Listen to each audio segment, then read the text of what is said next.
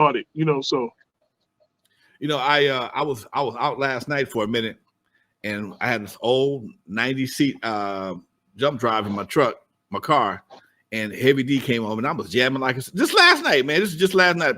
Overweight level, come on, man. I'm just rocking, because overweight level Heavy D. I liked his groove. He seemed like a nice dude.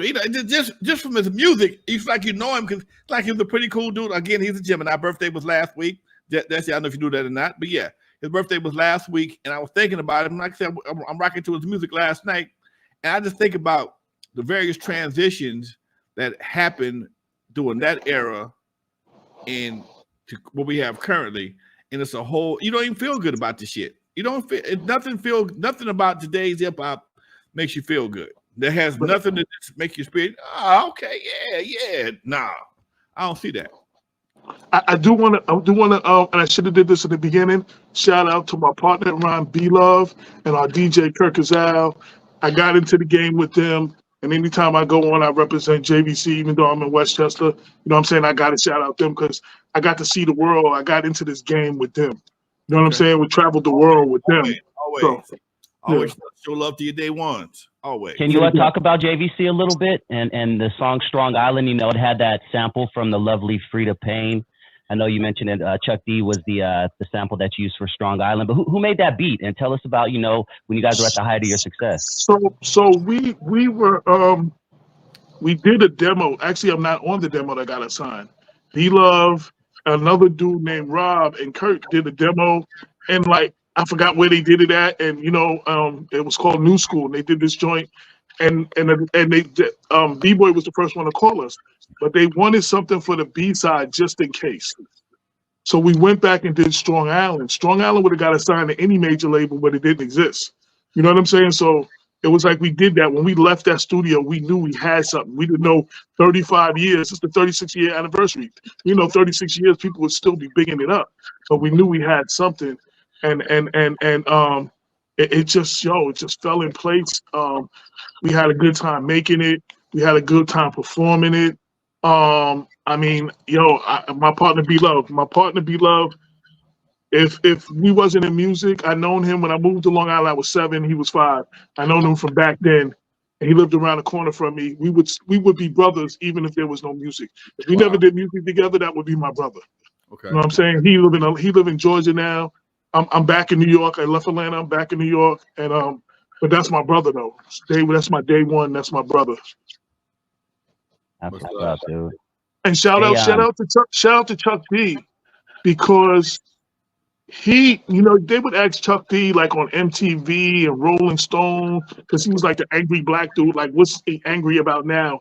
And he'd be talking about something and then shift the gears. You know what I'm really upset about? You know what really makes me angry? Groups like JVC Force ain't getting the push that they deserve. And I'm like, whoa.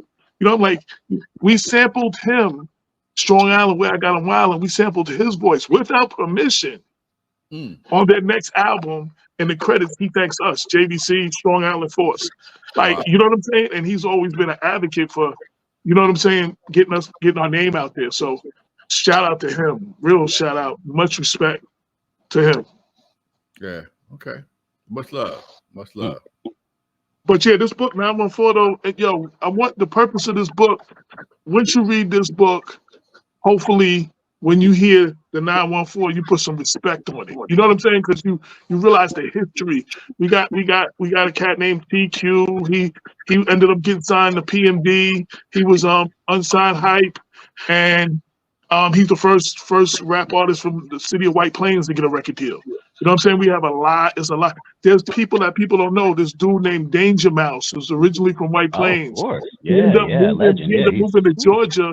He did a bunch of things. He did this tape called he took the music of the Beatles' White Album, the lyrics of Jay-Z's Black Album, and made the Gray Album. That's a classic album right there. It's beautiful. Crazy thing. Then he went on to be the second member of Gnarls Barkley with CeeLo Green. He originally is from, Westchester. So, I tell you, those people that's from here, came from here. Little Kim lived in New Rochelle in her early years. Parents broke up. Mom's moved to New Rochelle. She was there from 5 to to 12 or something like that. Then she moved back to Brooklyn. You know what I'm saying? So I talk about all of those, you know, that Westchester even touched their lives. You know what I'm saying? I talk about all of that stuff. Okay. That's dope, dude. That's dope. And I pay attention. I pay tribute to the R&B artists. Stephanie Mills, Atlantic Star, Mary J, Vanessa Williams, and I list all the hip hop records that sampled them.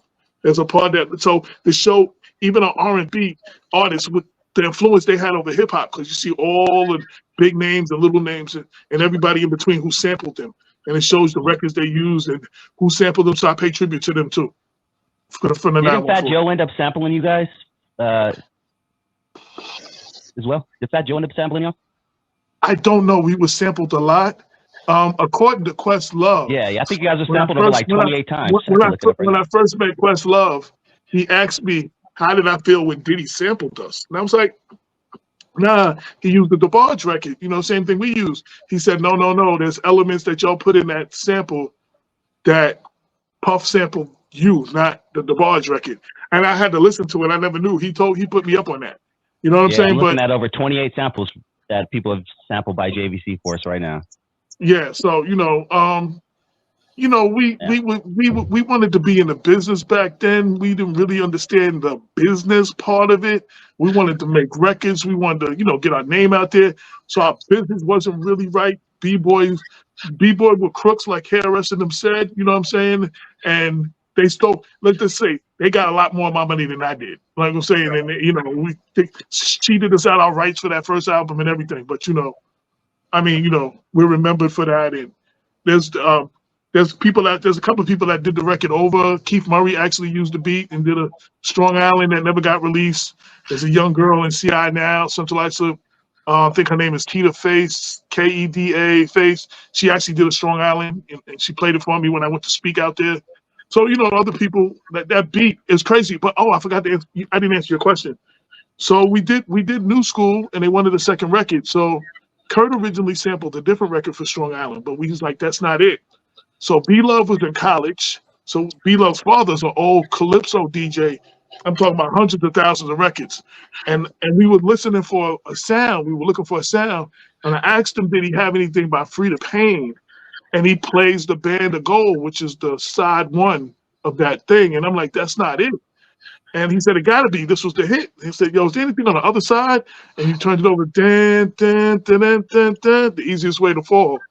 I knew about that because a cat named Spontaneous back in the days conned me out of my good times because he was doing a party and gave me that record. So, this is slam. I didn't really know. I was so pissed off when I heard that record. I was like, yo, good times. You